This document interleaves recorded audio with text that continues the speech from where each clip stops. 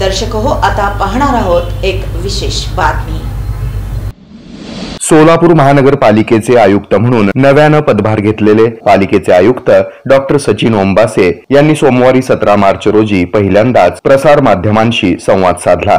यावेळी सोलापूर महानगरपालिकेच्या अंतर्गत सोलापूर शहरातील विविध प्रश्न समस्या यांबाबत त्यांनी माहिती घेतली।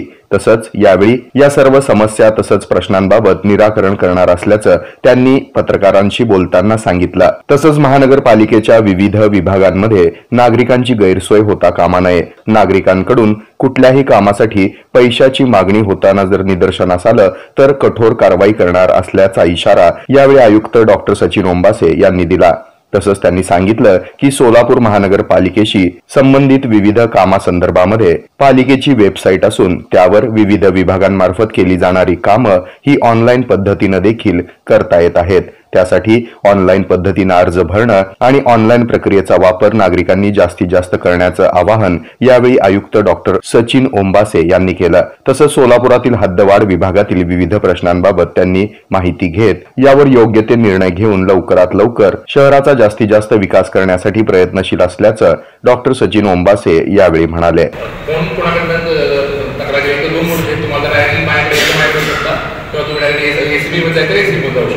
आता तुम्हाला बऱ्याच वेळा काय होतं की जिथं लोकांकडून येतं बऱ्याच वेळा माहिती आहे, परंतु जी विशेषतः मतदार असेल किंवा बिल्डिंग परमिशन असेल हे हँड इन क्लोज असतात।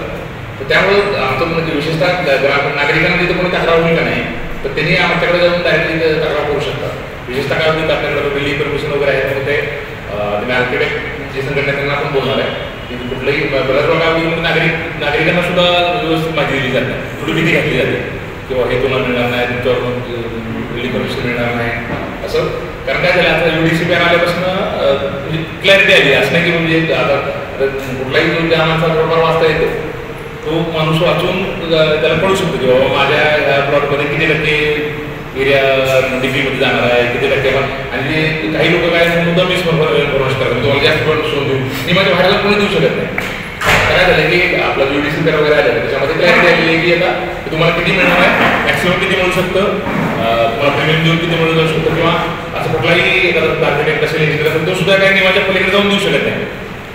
बऱ्याच वेळा काय होतं की म्हणजे इन्फॉर्मेशन जास्त लोकांपर्यंत न गेल्यामुळे काय होतं लोकांना भीती निर्माण होतं, लोक काम वगैरे म्हणून बऱ्याच वेळा काही एजंट्स निर्माण होतात, काही लोक कर्मचारी पण पैशाची मागणी करू शकतात। तर आपल्या मार्फत सर्वांना माझं हेच आव्हान आहे की कुठल्याही स्वरूपात जर कोणी पैशाची मागणी केली कुठल्याही कामासाठी तर त्याच्यावर ईमेलवर कंप्लेंट करावी, तुमचं नाव डिस्क्लोज केलं नाही चालेल, फक्त आम्हाला जेवढं स्पेसिफिक तक्रार मिळेल तेवढं मला ते त्याला कारवाई करता येईल। जर मुगंध तक्रार आली की बाबा हे असं होतं ते होतं तर मग आपल्याला ते कारवाई करता येणं अवघड होतं। विशेषतः आणि सर्व आपले जे नागरिक वगैरे असतील त्यांनी पण काळजी घेतली कुठली म्हणजे आम्ही तक्रार केली म्हणून त्याच्यावर कुठली म्हणजे त्याला प्रोटेक्शन दिलं जाईल की त्यानं कंप्लेंट केली म्हणून त्याच्यावर बाबा लोकांना तेच अडचण वाटते ना की जर आम्ही त्या कंप्लेंट केली तर माझ्यावर काहीतरी शोधून काढतील, माझ्यावर अजून मोठी कारवाई वगैरे होईल। तर ते माझ्याकडून मी शब्द देतो की कोणाला एक विक्टिमायझेशन केला होते माझा शब्द आहे की त्याला म्हणजे मुद्दाम त्रास दिला जाणार।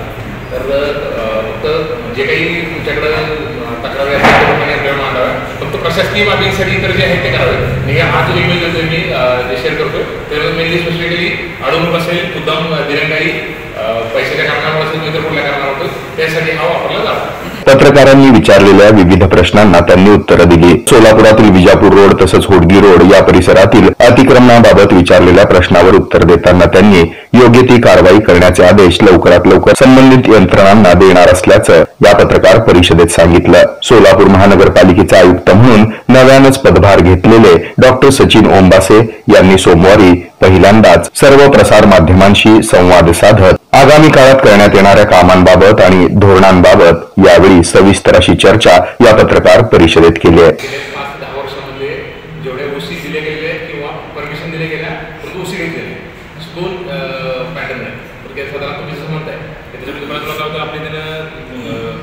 परमिशन घेतली पण दोषी घ्यायला आले त्यानं काय केलं असतं कारण त्याला इंटरेस्टच नाही।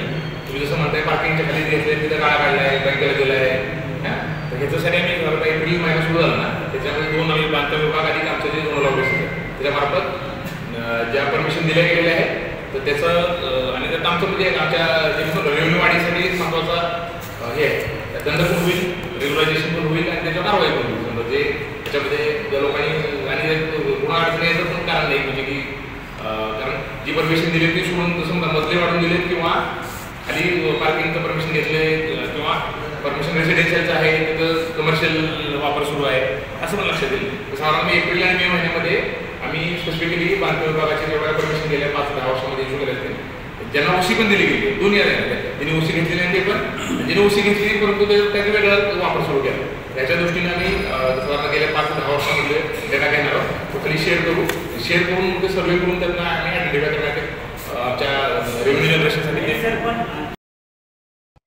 हे आहे मेट्रोकास्ट केबल नेटवर्क आणि आपण पाहत आहात the news plus. News plus बरंच काही.